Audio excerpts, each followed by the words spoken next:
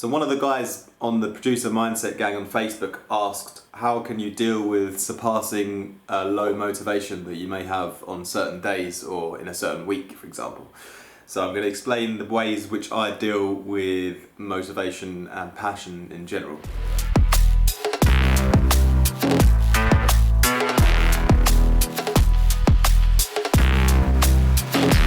Alright guys, welcome back to the Producer Mindset. This is Artifact, and today I want to talk about motivation and passion when it comes to making music or being creative and artistic in general. Now, the main thing that you need to realise is that just because you have a passion for something doesn't mean that that's going to be enough to keep you sort of working hard at doing what you love. So there's actually, you really need to develop a self-discipline and a sort of commitment to your art. That's like a separate thing to having a passion for your art. It's something that you don't always think about, and you, as an artist, you want to just be creative, and you want the inspiration to strike, and you want to be just always on top of your form and like doing your thing. But the reality is that even the best artists, they don't always have good ideas, they don't always have inspiration.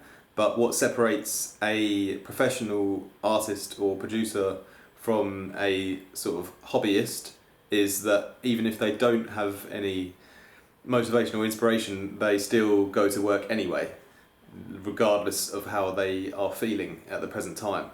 There's also a really good book that I would recommend, which is called The War on Art, I think it is.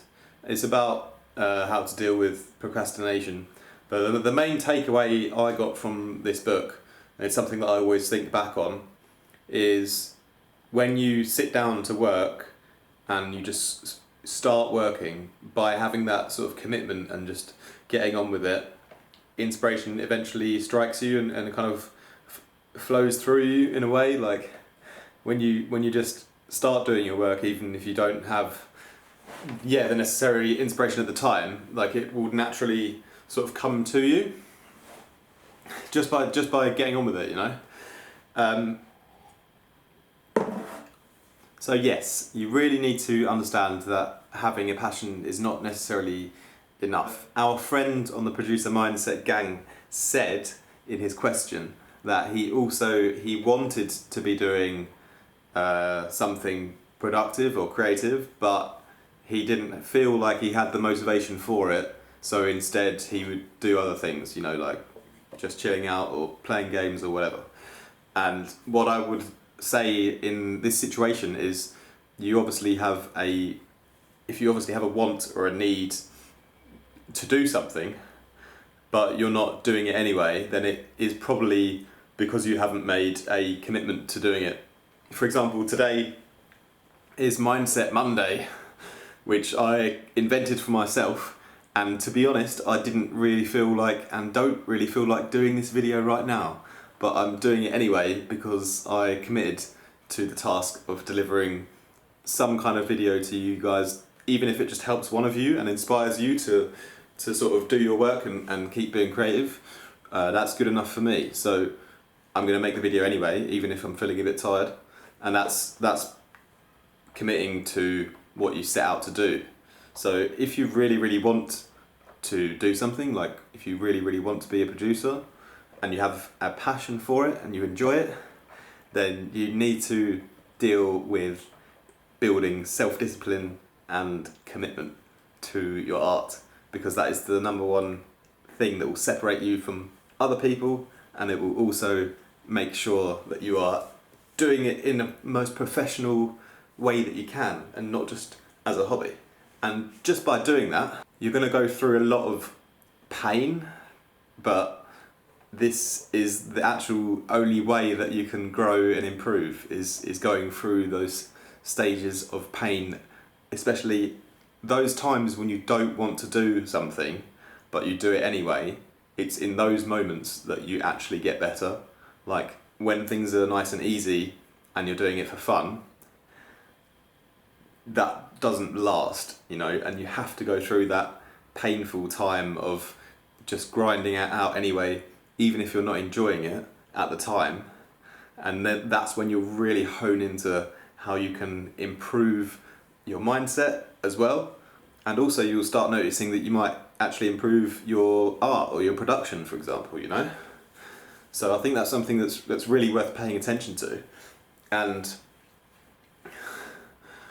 you know, that fun feeling that you get from performing your art or producing, for example, is something that is not always there, but that should never stop you from doing it anyway if you really want to commit to this as an artist, you know, because that feeling eventually does come back as well. And having gone through that kind of painful time where you didn't really want to do it but you did it anyway because you made a commitment to yourself, like that's even more rewarding in the end when you do get that feeling again, that you get that inspiration back. You know, it's not that you've waited for it to come. You've carried on working anyway and done your best with the time that you have, and then it's come back again and you've already done some extra work, and then that's when you really get sort of multiplier ×2 reward in your head and in your physical output of your work as well. So yeah, that's my biggest tip, is to don't necessarily wait for motivation or wait for inspiration. Try to just make a commitment to yourself. Like, you could even plan out a schedule like I do, and I know that I've got to stick to it, because if I don't, I'm gonna hate myself. And, you know, just really make a commitment and try and stick to it, even if you're not feeling up for it. And then just by doing things when you're not feeling up for it, it's not going to take too long before you get into the zone anyway. And then afterwards, you're really going to feel like a big sort of difference in the way your mind works as well.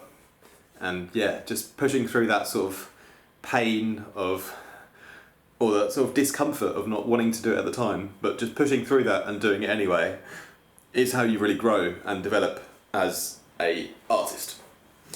And it becomes more than just a passion, it's a commitment as well to your art. And ultimately, you know, I'm doing this not only for myself, but for the people that actually want to listen to what I have to offer in terms of my music and my teaching, for example.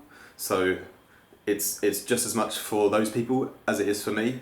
So I find it easier to find that motivation to do it in the end, because I know that people are sort of waiting and relying on me as well. So that's something else that you can take into consideration, you know. Just do it for the fans. Even if you don't have many fans or much of an audience yet, you must have at least a few people that are interested in what you're doing, and then just do it for them as well, you know. Bash out your work for them so you can show them what you've been up to. Anyway, I hope that helped some of you guys and inspired you a little bit to crack on. I've got to get to the studio now as well to finish up some other projects. I hope you guys are good, and yeah, make sure you subscribe to the channel. And until next Monday, peace.